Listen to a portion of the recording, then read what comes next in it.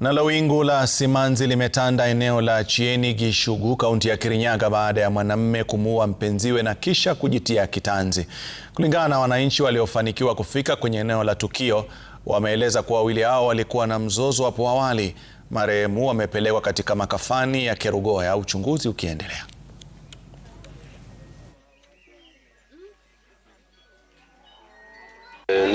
Saa ikafika kuenda Broti, alafu nikaona niite sister yangu tuende na yeye.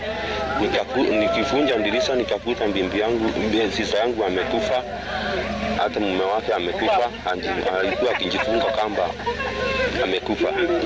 Huyu ni neighbor, na wakati akikunja mimi nikinjua hako anakunja kusota manji kwangu, alafu tukaongea, akaenda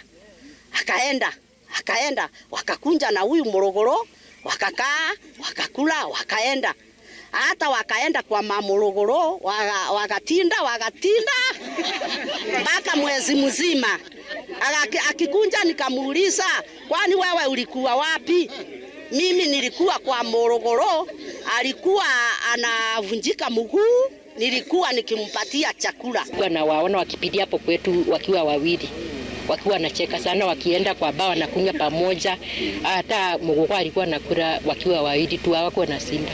So kijana ndiye alikuwa amehamia kwa kina msana. Alikuwa amehamia kwa kina msana. Na Wangari ndiye alikuwa anakaribisha huyo bwanake kwake, anampikia, anafikiria manguo, na siku anasikia furugu akiwa na huyo kijana wake hata kabisa. Hiyo ndio ukweli yenye najua.